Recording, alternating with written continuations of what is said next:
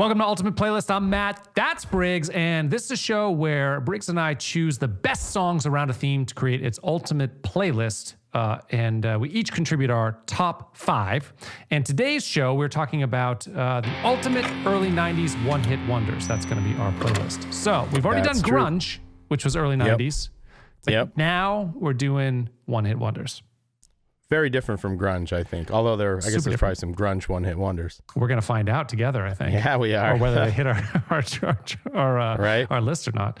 But so why don't we get started and we can talk about criteria and stuff later on. But you're up. Sounds you're good. One. My number 5 early 90s one-hit wonder is Detachable Penis by King Missile.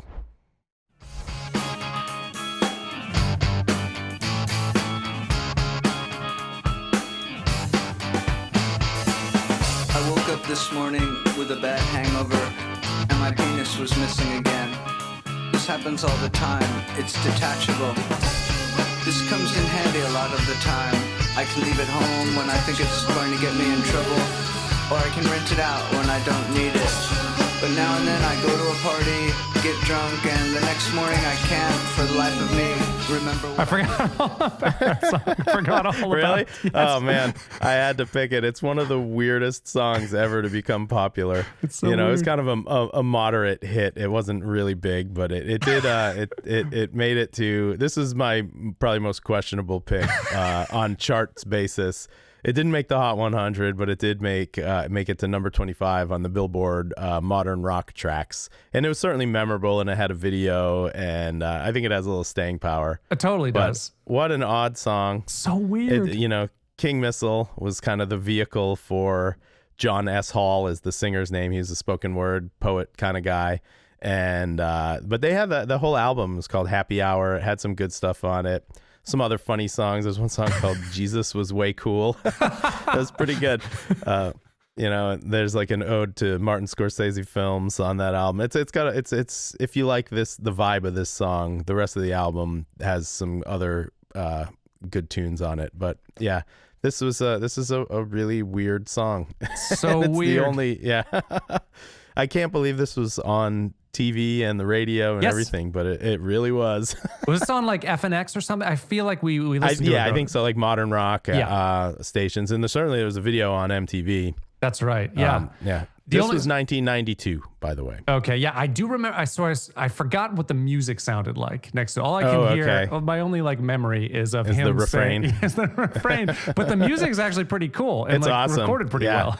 Yeah, it's great. They're cool. They're like kind of a cool, like New Yorky kind of thing, like downtown art rock kind of vibe.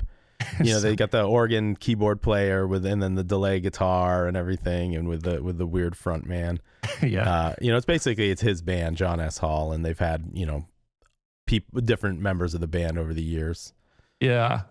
But I felt this one was worth including. Yeah, it's a cool one. I'm going to be so like down the middle compared to what you're bringing. Oh, maybe not. I mean, this one's kind of out there. The rest of them are certainly more famous songs that I picked. All right. But I always had a soft spot for this song. Yeah, it's a cool one. All right. Pun intended. Shall we move on to my number 5? Yeah, let's do it. Okay. My number 5 is Connected by Stereo MCs. I wanna do it again. I wanna do it again. You're terrified. I wanna do it again. Ain't gonna go blind. Ain't gonna go blind. I wanna do it again. Here we go. If you make sure you're connected, the writing's on the wall. But if your mind's neglected, stumble you might fall. Stumble you might fall. Hear me out. Stumble you might fall.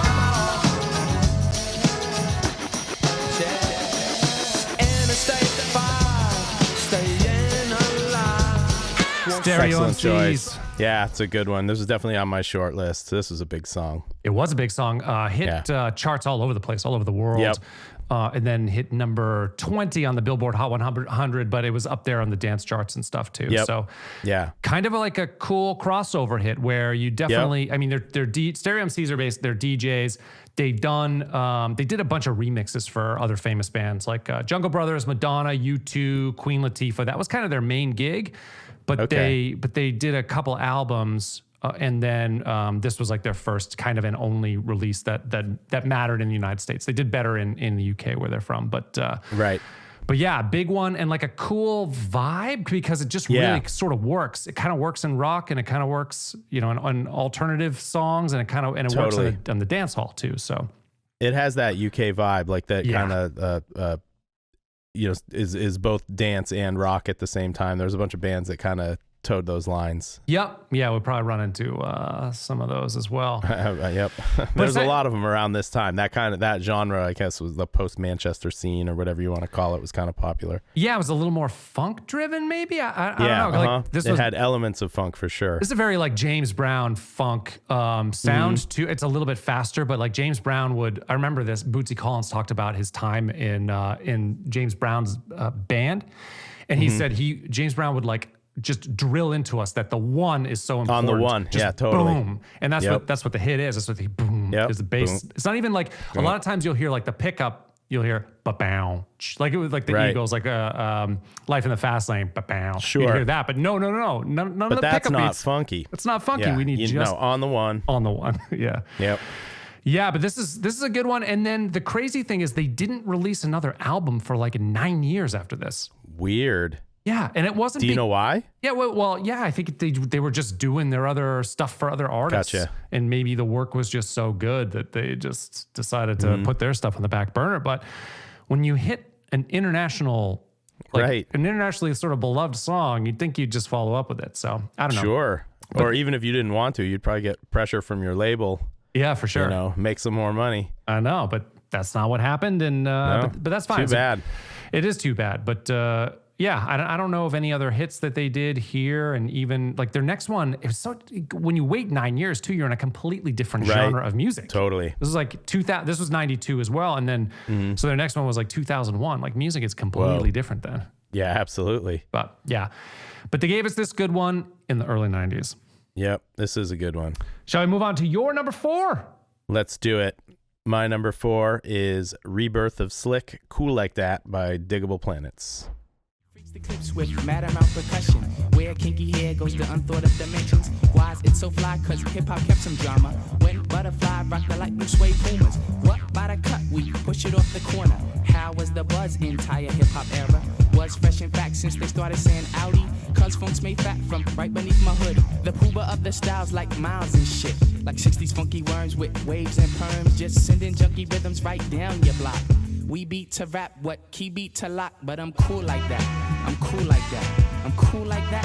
I'm cool like that. I'm cool like that. I'm cool like that. I'm cool like that. Good one. Yeah, this is always remained in my memory. It's a great song. The jazz rap micro genre. This was called kind of the pinnacle of jazz rap. There was other people that were doing this sort of thing too, but this was a very good example of it. I mean, just great rapping, cool samples. The sample is from Stretching by Art Blakey and the Jazz Messengers. Yep. Which is actually much faster. I don't know if you've heard that before, but it's like, probably 1.5 times the speed of, they slowed it down for the sample and, chopped it or whatever. But this was a pretty big hit, especially for kind of rap songs in this time. Number 15 on the Hot 100, 1993. Yeah. It's their only top 40 single, but definitely topped the hot rap singles chart. But yeah, this was a one-hit wonder. I think they don't have any other songs. I think they did other music, and they had other albums, but I don't think anything else made it to the heights of this song. This is certainly a memorable one. It is, and the video is memorable too. I vividly remember that. That was all over MTV all the time. Yep. Yeah, it's cool, kind of black and white vibe. That's right. One of them has like the Elvis mic, and they're it's like it looks like a cool kind of club, like New York.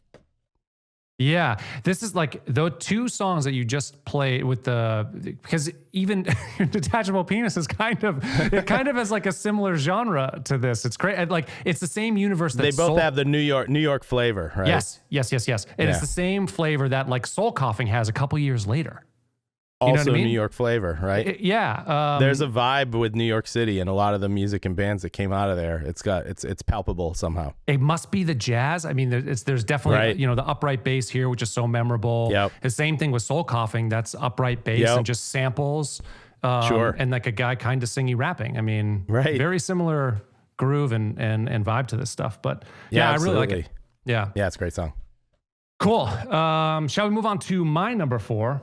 Let's do it. Okay, my number 4 is Good Vibrations by Marky Mark and the Nice. Funky Bunch. It's about that time to break forth the rhythm and the rhyme.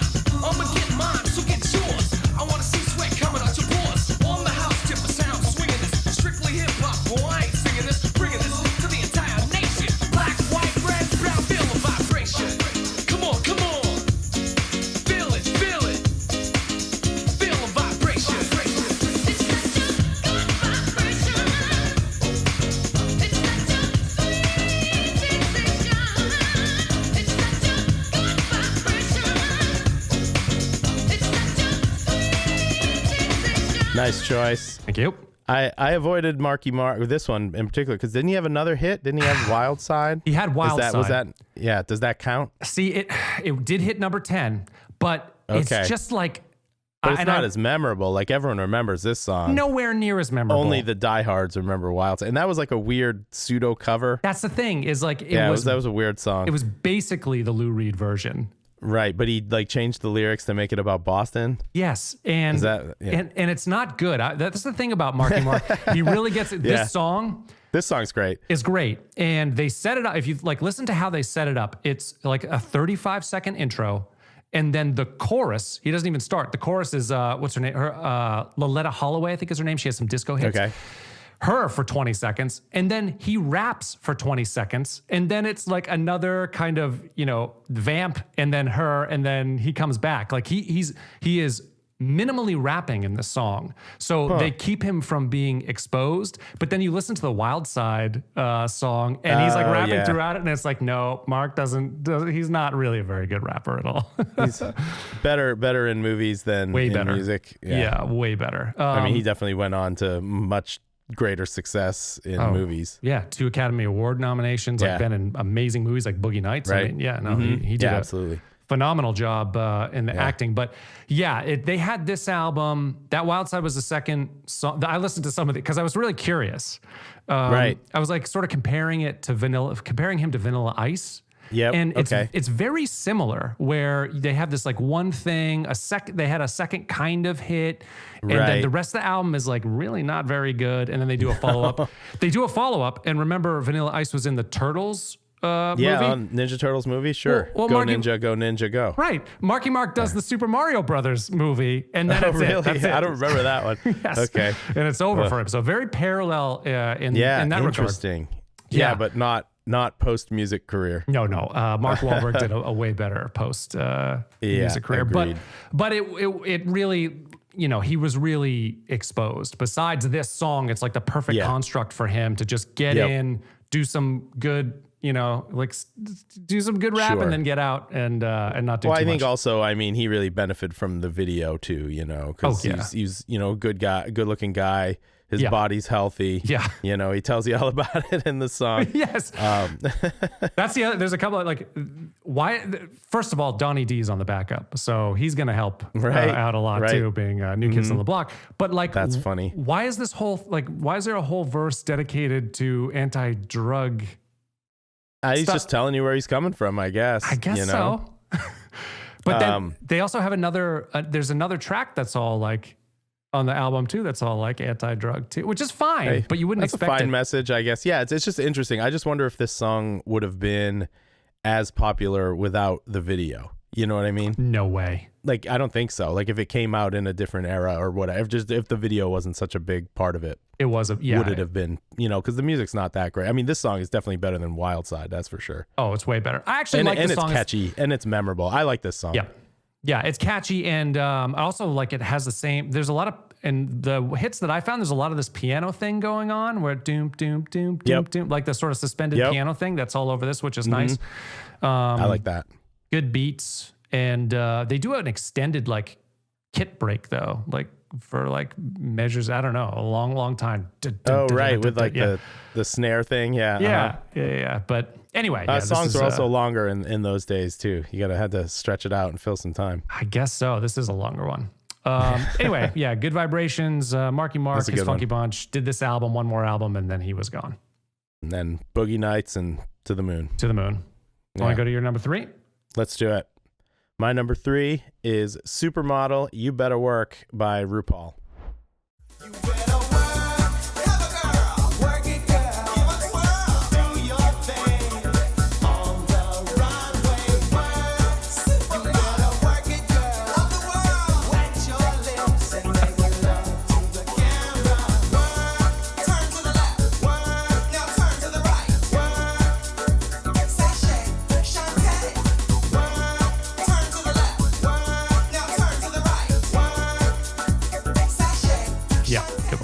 Yeah, had to be on there. I mean, obviously, RuPaul has become a cultural icon since this, but this was the first kind of introduction of RuPaul to the public in a wide arena. Was it? Where did we see RuPaul first? Was it in this video? RuPaul apparently showed up in the Love Shack video. Yes, by B-52s. That's right. But this was their first big one. And then did RuPaul, I guess the only real big musical hit, I think. I don't know any other RuPaul songs. I think you're right. Off the top of my head. And then did RuPaul do like a reality show too? Or was RuPaul in movies? Tons of shows. Tons of shows. All of it. Yeah. RuPaul shows up all over the place. Obviously, RuPaul's Drag Race is a huge show. But there was also, I think, the RuPaul show. That's right. There's, basically, she's been in media consistently since this, Yeah. in one capacity or another. But I think this was the musical pinnacle. Yeah. This was a decent hit. Number 45 on the Hot 100. Not, super high up, but still remarkable and memorable song. Absolutely. And it's really fun and catchy, and it's got good hooks, and it's so evocative of the times, the early 90s. She just name checks all the supermodels of the day, and this was kind of the supermodel era. That's too. right. It was like House of Style on MTV. Cindy and Crawford, Kate Moss, like all those folks. Yeah. Mm-hmm. That's really many of interesting. them are name checked in this song. Yeah. And it's just good advice. You better work. It is good. It's a very uplifting, positive message from RuPaul. But RuPaul was always very positive. Totally messaged persona. Yeah. Yep. That's right. That's so funny. I forgot that was really the era of absolutely. Of the supermodels. Yeah. Yeah. Cool. That's a good one. Yeah, it's a good song. I think it holds up too. It's pretty cool. It's still catchy. I mean, it sounds kind of dated, but it's still catchy. It's really fun, and it's just a great song, I think. Nice. All right, shall we move on to my number 3? Yep. I'm Too Sexy by Right Said Fred. Nice. I'm too sexy for your party. Too sexy for your party. The way I'm disco dancing. I'm a model. You know what I mean? And I do my little turn on the catwalk.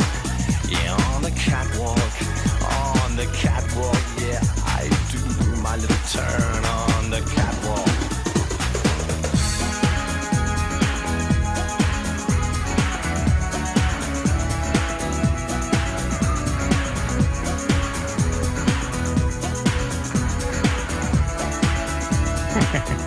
This is a good one. This one I missed this one on my list. I don't know how I missed it because I certainly know the song. Yeah, this is a good one, and this one's pretty funny too. And it's so over the top. Yes. When he starts talking about his cat. I'm too sexy for my cat. That's What do you think about that? Well, yeah, right. You better be. Yeah. Right Said Fred, two brothers who they were running they'd done a bunch of music. Fred is the singer, and what's the other guy's name? Fred and Richard. Richard, right? He was a session player. Fairbrass. Fairbrass. Weird last name. Yeah. Yep. He was a session musician for a bunch of people, like Mick Jagger, and did some stuff with David Bowie. Bass player for them and guitar player. But they were running a gym at this time, and so they were like watching sounds on brand. All the meatheads were like posing in front of mirrors, and so they were like, "Let's check out these guys." This song definitely feels this feels like tongue in cheek, right? Yeah. I mean, they're not super serious, right? No, they're not serious at all. Yeah. No, that's what I figured. They were making fun of I'm a model. They were just making fun of him. And so they wrote an indie track, which I couldn't find anywhere. I would have loved to have heard it, but they wrote this like indie version of it, this rock version of it. Oh, weird. Shopped it around, and there was like a radio I don't know, promoter who it got to, and the radio promoter was like, this isn't very good. But apparently he was driving in his car with it, and the people that were driving with him kept singing the riff like, I'm a model. They kept like Right. doing the refrain, and he's like, It's okay, catchy. it's catchy. But It's maybe super catchy. Maybe we should turn this into a dance hit. And so Yeah. he did. It's a good choice. They did, yeah. And I guess they spent 1,500 pounds. I don't know the equivalent at that time, but relatively part of the dollar maybe at that time to make the song, and then spent like 3,500 to make the video, and then they got an international hit out of it. Yeah. What was the chart listing? I don't have this in my notes here. This this is a number one hit. this hit number 1 in the United States. Okay. And hit number 2 in the UK. It's actually the longest at the time. I don't know if it's still the case, but it was the longest song that stayed at number 2 for the longest amount of time without ever hitting the number 1 slot. And Interesting. It was kept out by Bryan Adams. Everything I do it for you. Ooh. Yeah. Ooh. Is that the song is that from like Robin Hood? Look into my eyes. Yeah. right. You. What? That's the one. Yeah, it is. It's funny how the raspy rockers in the early 90s Yep. too were doing stuff like this. Right. And then what was it? They did that All for One, All for Love, like a couple years later. It was him and Sting and Mellencamp. I can't remember who the third guy was. Rod Stewart. Oh, I think I blocked that one out of my memory. Yeah, there was kind of a lot of that going on though. Anyway, so yeah, that's the story. I mean, they're a cool. They have a good sense of humor. They're cool guys. I've heard them Seems on, like it. I've heard them on interviews since, and they're just okay. like interesting guys. And yeah, did a good song. Great. Yeah. Shall we move on to your? What are you at? We at number 2, right? Number 2. Yeah. Let's do My it. number 2 is Unbelievable by EMF. Burden me with your questions. You haven't told no lies. You're always asking what it's all about. Don't listen to my replies. You say to me I don't talk enough, but when I do, I'm a fool. These times I've spent, I've realized I'm gonna shoot through and leave you. The things you say, your paparazzi just give you away. The things you say, you're unbelievable.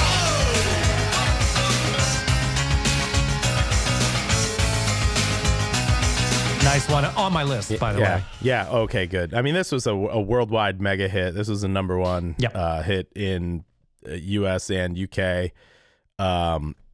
Just a monster worldwide hit. It's got the Andrew Dice Clay sample in it that everyone loves, you know? Yep. And other samples. And this is another one kind of similar to Stereo MCs that kind of has the dance elements and the rock elements. I think these guys actually, EMF and Stereo MCs, might have toured together at some point. So they were kind of in the similar scene. But Makes I always sense. enjoyed this song. I had the cassette, you know. Yep, me too. But yeah, this was a mega hit. It's got all the elements, you know. It's got the wah wah guitar solo at the end. That's right, It's a good got one. Andrew Dice Clay. Yeah, I know, pretty good. Yeah. It rocks. And I think it holds up pretty good too. It definitely sounds of the time, but it doesn't, like, the production's good. It is. And you know, it's a cool song. Yeah. I really like it. Monster hit. I love the during the chorus there, you're unbelievable, whatever. The climb on the guitar, and then they do like the half step. They come back down and they hit the half step instead. And wow, now. Like that's such a cool like little touch to it. That I just love. It's just like a little bit of a nuance in there that they don't do the same thing going up as they go down with the climb. Yeah, it's a great song. I had that cassette. I love that. Yeah, I love that song growing up.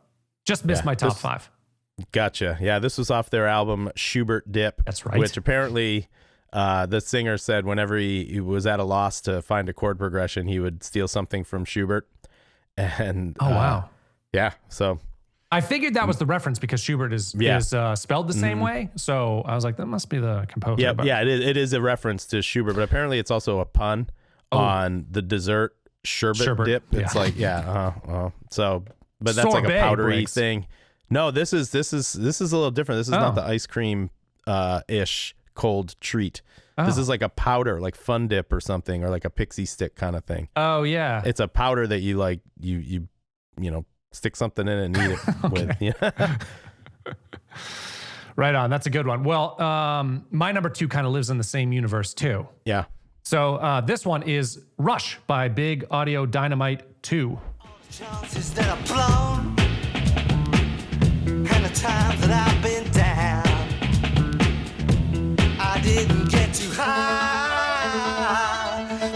feet on the ground.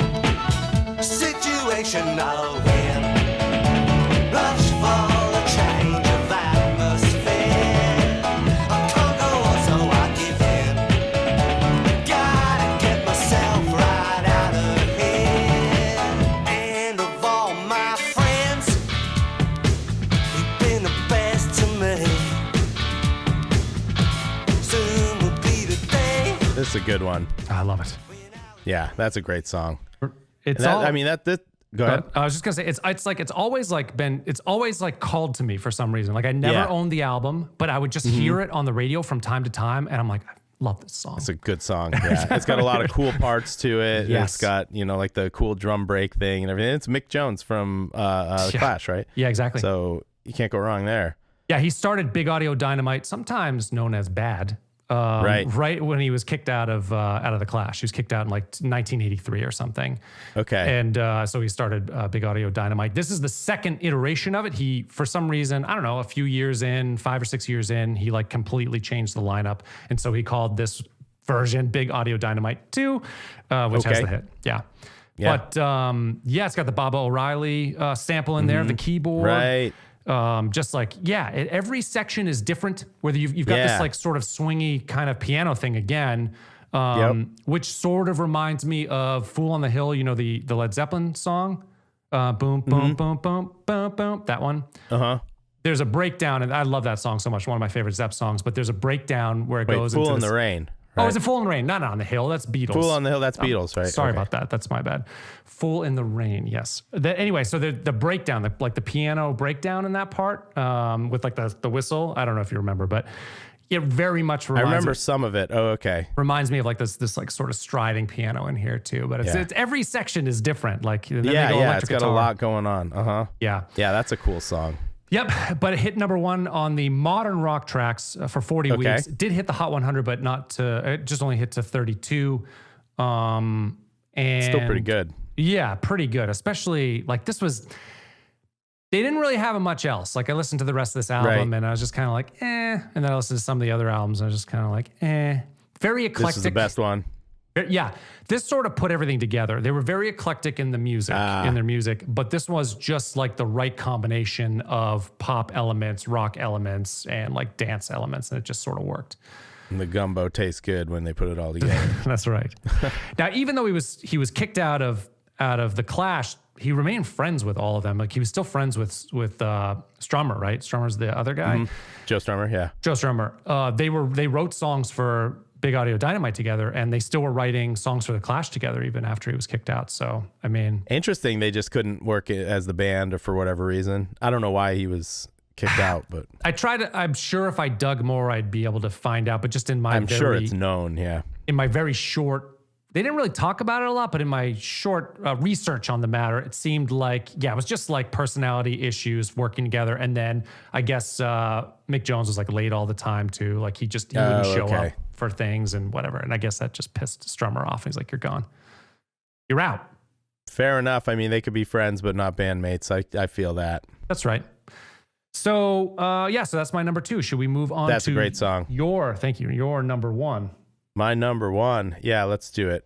My number 1 is, of course, Groove is in the Heart by Deee-Lite. Groove is in the heart. Groove is in the heart. Groove is in the heart. Groove is in the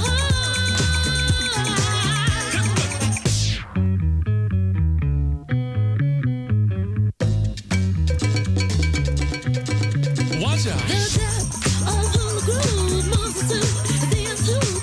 We're going through to one year's a hoop. I couldn't ask for another. No, I couldn't ask for another. Great one. Yeah, this is good. I love this song. I always liked it. This is another one that has a lot of elements to it. This was a big hit. This was number 4 on the Hot 100. This is 1990. Deee-Lite is kind of a cool band. It was the vehicle of Lady Miss Keir. Yep. She's the lady. And then there's DJ Dimitri, and then the other guy whose name I can't remember. But this has all the elements, extra sauce. It's got Bootsy Collins on it. It's got Q-Tip. It's got Maceo Parker on horns. I mean, come on, you can't. And it's like hook after hook. I couldn't ask for another. And then the chorus is huge. It's just a great enduring dance hit. They didn't really have any other hits, but I mean they were big kind of in the dance scene, I guess. And this is another kind of like cool New York sort of vibe. Yeah, this was my number one as well. So okay, great. I mean, I love this song. I can't say enough about it's excellent. Yep. It still sounds awesome. Like it doesn't sound dated. It just sounds like a unique thing. Yep. And it's just cool. The other DJ was Tawate, I think is how you would pronounce it. Yes. Okay. Yep. So right, it's a Deee-Lite. Basically, those two DJs. He came second. It was really Dimitri and Kier that got together and just did stuff to just decided to do stuff. Apparently, right before this album, Lady Miss Kier bought a sampler, and that kind of changed everything for them. Yeah. And you can hear it. Like there's just samples, there's all kinds of stuff samples going on, all over this place. You've got the drums and slide whistle is this Vernon Birch song. You've got Herbie Hancock, Bring Down the Birds. Bring Down the Birds. That's the bass. bass. The main. Yep. I always had assumed that it was Bootsy playing it. But it's not. He only does the background vocals. That's it. I mean, he does play. Which is fine. I'll take Bootsy wherever I can get him. He's pretty much awesome. wherever. Yeah. I mean, I would say 100% whenever. I never don't like Bootsy. He does play guitar and bass on other songs on this album. It's just for some reason he didn't on this one. Mm-hmm. But they had the sample. And the sample's great.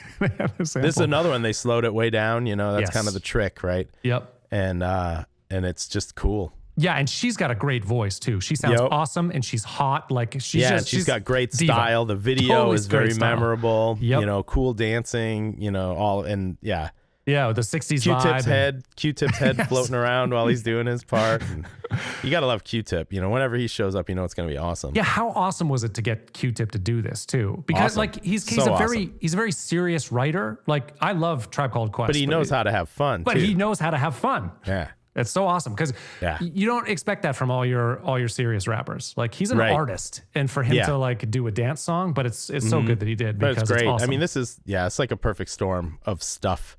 You know, all of the elements coming together to make just a really great song. Yeah. Even the slide whistle part is a hook. You know, everything is a hook. Yeah. Yeah, there's like all these little breakdowns too. Is like such a cool, the whole thing. Yep. Yeah, I love it. And it's got the old school like reverb bongos thing, and you know, it's pretty awesome. It's a great song. It is a great song. Yeah. All over the place too. It was a big hit. Totally. Yeah. Then the album's pretty good too. I listened to a bunch of it today, and it works really well. I've listened to it in the past. I had the cassette at one point also. I must have had it back in the day. Yeah, must have. Yep, this is great. So did you think of it? Like, what were your parameters? So we had no grunge here, which was like the kind of the alternative universe of what was happening at this time. Right. Maybe because, so there were definitely hits on the grunge side, but maybe because they weren't one hits. Most of those bands had multiple hits, I guess. Mm-hmm. Yeah, I mean, I called the cutoff at 1993 for this, and so like the only kind of grunge-esque thing that I had on my short list was Cannonball by the Breeders. Yep. And that was a pretty big hit. That's a great song too. It is. But I don't know. I used the criteria of, do I think of this band as a one-hit wonder or not, you know? Whether or not they may have had more hits. You know, like Faith No More's Epic was on my short list because but I didn't include it because I don't really consider them a one-hit wonder band. Yeah. You know? Yeah. But although they only really had one big hit. Yeah, but they're you're right. But their albums are so good that it's like, like I wouldn't classify Radiohead had Creep, but I wouldn't classify them as a one-hit wonder. Right. Yeah, exactly. That's the kind of same vibe. Yeah. Right. And there's a lot of just kind of crappy songs from around that time that were big hits. I know. Did you have Rico Suave by Gerardo on your list? So do you remember him? Yeah, totally. I put a list of like the worst one-hit wonders of the time, and that was on it for sure. Yeah, it's pretty bad. I listened to it again. I remember just laughing at it back in the day because it was kind of funny, and he did the dance where he grabs his leg and so bad. Yeah, it's really bad. Yeah, I'll give you some of the. Well, let me. Yeah, good. Yeah, go ahead. I'll give you some of the other ones, and then I'll tell you my criteria. But there's Whoomp There It Is by Tag Team, terrible. There's What Is Love by Hadaway. What is love? That's pretty bad. Oh, that's kind of an earworm, though. You know, unfortunately. Yeah. That'll get stuck in your head. There's also Macarena, which is not good. What year was that? 90. That was I think later, wasn't it? 92 or 93. Macarena? No, Macarena is like 96, I think. Is it really? I think so. Oh. Hold on, do I have it here? You look at that, and then I'll tell you my other one, which neither one It of was us brought up. originally recorded for their 1993 album, Yep. but it, okay. So 93? 95 was when it charted, All right. Okay. or when it started to chart. So that's kind of a weird one. That is a weird one. Yeah. I guess that makes sense that it came later because I remember I was later. Yeah, it was high school. So yeah. But the other one that really like makes me nauseous is Black Velvet, the 1990 song by Alone Miles. That was in my worst as well. Yeah. Yeah. There's always the debate on that one. Is that a synth bass or a fretless bass? And people like to argue about it, but I'm pretty sure it's a synth bass. Yeah, I guess I didn't know about that argument, but I'll go with you on that one. Yeah. So my criteria though, there wasn't a lot of rock really. It was like a lot of like rock infused with other genres, like stereo MCs and or EMF, those kind of ones. Yeah.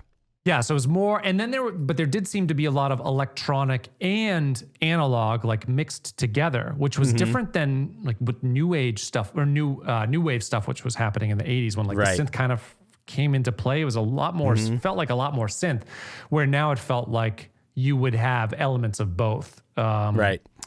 And then a lot of piano, like I said, or organs and pianos that were doing these. It was big. These like suspended things.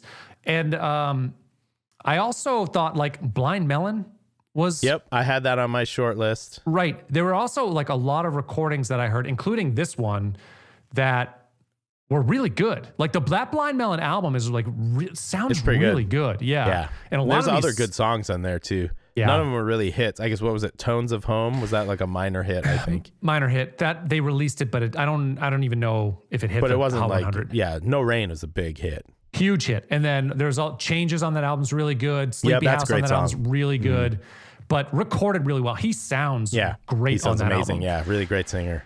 But there were a bunch of albums that I checked in with today when I was looking through this that sound really good. Like that, Groove Is in the Heart sounds great. It sounds awesome. Yeah, it's really good. So that's something that that I noticed. And when we did the grunge list as well, there were a lot of great sounding. So I don't know, something happened in the early 90s where recording, maybe because there was just more low end, where in the 80s you just didn't get as much, even with the more pristine albums. Like you listen to a Peter Gabriel album from the 80s and I love it, but there's not as much low end, or like Genesis. Yeah, I see. Sounds a little thin. Sounds a little thin. So I wonder if maybe that improved at this time and you just got like this bigger spectrum. I mean, if it was early digital, conversions or something, they didn't really have it nailed, and maybe they figured out some of the technology by that point. Yeah, maybe. I don't know, but a lot of great recordings and there's some pretty bad recordings too, though. A song that I loved as a kid that was a monster hit that qualifies as a one-hit wonder, Ice Ice Baby, of course. Oh. Man, it's just not good. Not good. It's like he's just exposed. Even the nostalgia factor of it doesn't hold up for me, know. And that was a number one hit. Yep. But I don't know, over the test of time. I mean, also he kind of became a joke too, unfortunately for him personally, I guess. But yeah, and I think he's dealt with it. Yeah, he just is not as charismatic or as like Marky Mark. As Mark Wahlberg. Like if you look at them in terms of parallel, I remember him being very defensive about the Under Pressure sample. It's not the same because it's got the ding ding ding. Like I remember that thing. Super defensive about it. Where I do remember that. Wahlberg does not come across as ever. Like he's just like jovial, like super charismatic. Where I think Marky Mark didn't encounter the same scrutiny that Vanilla Ice did. That's probably true. Everyone hated on Vanilla Ice. I mean, remember it was like Jim Carrey was making fun of him on In Living Color. He was the butt of everyone's joke after after his initial success, and everyone did love that song, and everyone loved it. They did. Everyone had that. I had the cassette. Everyone had the Me too. cassette. It was a monster hit. Having a Roni. You remember that song? Exactly. I do remember that one. That one was pretty stupid. That's probably why. Like, because even if you like Ice Ice Baby, the rest of that album is like he's just exposed. He's not. It's not good. No. But maybe he thought he was some sort of artist, like a really like deep artiste, and just couldn't Maybe. handle. I don't know. He was Maybe. defensive. But MC Hammer got the same scrutiny too. I mean, he was really like made a joke. Not after. to the same extent, though. Not He to the just same got made extent. fun of for his pants mostly. Yes. You know, like no one said that he was a bad rapper. Yeah, but he didn't. Or did they? I don't know. I missed out on that if they did. MC Hammer was a way better rapper than Vanilla Yeah, Ice was. and dancer. I mean, dancer. Hammer's a talented guy, but no, I can. Yeah, I mean, he's easy to poke fun at because I mean, he looked kind of ridiculous with those did. pants. The Those were genie pants. I mean, they're now called just hammer pants. Hammer pants. That's right. Still, if someone said someone was wearing hammer pants, I would know what they were talking about. Exactly. That's true. I do yoga, and sometimes we wear hammer pants in yoga. They're very See, comfortable. do you call them hammer pants? Yes. I don't know that they would, or yogis would, but they're just like plenty of room to move around in them. So Sure. great dancing, great yoga pants, I guess. But the Vanilla Ice too, like if you're going to do Secret of the Ooze, like you're going to do the theme song for Ninja Turtles 2, you're probably going to be the butt of some jokes. Yeah, I would imagine so. Go Ninja, go Ninja, go. I mean, it's memorable though. We're still talking about it. It's true. I wonder what he did. Did he go to prison or something? I don't know. I wonder where he went after this. I don't think he went to prison, but I think he kind of disappeared from the public eye for a while. But he's come back around. He's been on those like nostalgia shows, and I think he's dealt with his fame and anti-fame, you know, since then. Yeah. I think he might have done reality TV or something. Totally did. Too. Yep. Yeah. What are some other songs that were on your list that you didn't include? Let's see. There's a bunch of them. I had Cantaloupe Flip Fantasia by Us Three. You remember that one? Yep. I had Laid by James. I That's a forgot good about song. them. Yeah, That wasn't a huge hit, but it's their only hit. There were some people in college who loved that album. Yeah. I never got into it. People were way into it. Me either. I always appreciated the song. I just never did the deep dive on the band. Yeah. But it's a good song. That one holds up. It's a well-written song. It's catchy. It's good. What else did I have? Oh, there's the Proclaimers. I'm Gonna Be 500 Miles. Yeah. That was a big hit. And that was a one's big hit. memorable too. Memorable and didn't make my worst, but wouldn't make... Yeah, I wouldn't have even... Yeah, it considered didn't that. make my top 5, but it was on my long list, let's say, not my short list. Yeah. Jump Around by House of Pain. Yep, that was on my list. Yeah. Did you have Wiggle It by Two in a Room? Do you remember Forgot that one? about that. Just a little bit. Yeah, that's all you need to do. Just a little. That was a number 15 hit. That's a big hit. I didn't remember it being that popular. I certainly remember the song. Absolutely. I remember it like dances and stuff in junior high, Yep, but I forgot. absolutely. I forgot that it was that big. Oh, and then also one more, I Touch Myself by Divinus. Yeah, I never liked that song. I thought that song Yeah, was dumb. it was a hit. It was a hit. I listened to it, didn't really hold up for me. Yeah. There's some good parts to it. The bass player is pretty good. Bass player does a lot of work in that song. I didn't realize it from I realized it on re-listening. Yeah. But, yeah. I remember the video He's too. carrying a lot of weight. That was I don't a big remember the one. video. Was it kind of like black and white or? I think it was in color, but it was a lot of her singing, and it was Okay. a lot of the performance, but a little provocative and evocative too, I would say. I mean, the song is so. Well said. Well said. Did you have Walking in Memphis by Mark Cohn? No. I saw that one, but I did not include it because that's not my jam. Oh, you're not on that side of the things like the Bruce Hornsby. I'm fine with it. I have no problem with Bruce Hornsby. That's just not my jam. Yeah, I like that song. I listened to that a lot. I had the Mark Cohn's CD back in the day. Oh, there was okay. also Queensryche Silent Lucidity. Are they a one-hit wonder? That's What certainly else their did they biggest do? hit. Yo. I don't know. They were kind of an album band though. Yeah, but by far that was their biggest hit. For by sure. far. I don't know of anything else that charted. Yeah, probably not. But they were like kind of like a proggy album band that doesn't. They were. But I guess it does count as a one-hit wonder. I would think so. Well, I'm trying to think of some outside the box. We also had Pop Goes the Weasel, of course, which is in the box, Yep. but we didn't choose. That's great. That's a great one. There was Wicked Game by Chris Isaak. Is he a one-hit wonder? I guess so. What else did he do? No, he had other songs. He had other songs that charted Did he? for sure. Because he did. That not as big as that one. Oh, Okay. I can't remember what it's called. He had another one that had it. He tried to do the same thing with another model chick in a video. What was it? Baby Did a Bad Thing. Do you remember that song? Oh, that was him? That was him, right? And isn't that a cover? I think so. Probably. I don't know. They did a bad thing. Yeah. Yeah, that's right. No, I could be mistaken. I thought it was a one-hit wonder. I could be mistaken. That might be his. And so be it. I would retract it. No, I then. think it's his. Okay. You're right. That's right. And that's actually a pretty good song. Yeah, not bad. Yeah. So yeah, I don't think it did. I don't think it made the Hot 100. It might have. It was bubbling under Hot 100 singles. Oh, okay. All right. Yeah. Okay. So on the fence, but you're right. He's probably not a one-hit wonder. Right. I don't know. He kind of endured. I mean, that was a massive hit, and everyone remembers. That's a good song too. Massive. It is a I good like song. that song. Yeah, it is. I almost included it. Another one I had that was kind of out of the box. That was actually charted higher than I thought it did. Do you remember this one? 3 Little Pigs by Green Jelly, formerly Green Jello. Shoot. Little pig, Oh, let yeah. me in. Yeah. That Did one I chart? think was, yeah, Huh. number 17. Wow. I wonder how long that lasted because I mean, Not very long. I barely remember. I think that it guy. benefited from the video. So I have some other controversial ones too. You ready for them? Yeah. What do you think about Constant Craving by Katie Lang? Is she a one-hit wonder? I mean, she's definitely an artist. She's got a great voice. She's actually a really good Katie writer. Lang's excellent. Yeah. Yeah, but I don't know of anything else that she did that charted. Yeah, I'm not sure either. Yeah, maybe we would count that one. I guess, but she's another one that doesn't pass the taste test as a one-hit wonder for me. Just because you've appreciated her in other things. I think so. And she's kind of endured. You know, She you has. hear about Katie Lang occasionally here and there. You know, she pops up. It's not just like one and done and then they disappear. Like whatever happened to EMF, you never heard of them again. You know? That's true. All right. So then probably you wouldn't consider Sinead O'Connor then.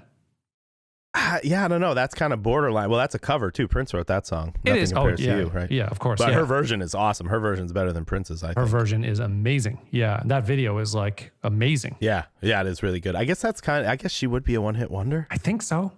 Huh. Just culturally, she had such an impact. Huge impact. Yeah. And a lot of blowback, which she didn't deserve. Yep. But No, she did, totally. she did provocative things. So, Yep. you get that. That comes with the territory. But Yep. I remember I remember after she tore up the Pope picture on Saturday Night Yes. Live, the next day on the radio station, I vividly remember this. They started playing songs like Nobody Cares, and it was Bleep You, Sinead O'Connor. They did like a little parody interesting. song, which is unfair. I mean, Yeah. she was protesting, child molestation. I Yeah, mean, I know, that's, right? She's on the right side Kind of of that one. ahead of her time, I guess. I guess right? so. Yeah. You know? Yeah, she would have been celebrated maybe a decade after. I think so. Yeah, there were some 2-hit wonders that I saw here Ooh. too. One like that I considered including, but then saw the second hit. Extreme, More Than Words. Yep, that was a huge hit. They had other songs though. Wholehearted was the only Yep. other one. And I love Wholehearted. That is a great Yeah. song. Same album, Pornography. Yep. I love that song so much. It's great. But a good one. those are the only two, really. And then Jesus Jones had Right Here, Right Now, but also Yep. Real, Real, Real charted higher Did than I it? thought. Oh, I don't remember that one. Yeah, I had that album, really liked it. Yep. And Real, Real, Real, I think hit something like 7 or something on the Hot 100. So it was like too much of a hit for me to consider. Yeah, but okay. Interesting. Yeah, because I think of Jesus Jones as a one-hit wonder. yeah. But I guess I was wrong. Yep. That's a good album. There was a good album. I listened to a little bit of it today, those two songs in particular, but they kind of fit in with the other stuff that was going on with EMF and all that, all those folks. Yeah, So totally. very similar from the British scene, I guess, is probably why. Yeah. Yeah. But all right. Yeah. All in all, a good list. Anything else? Absolutely. Anything else? That was everything I had. Yeah. Cool.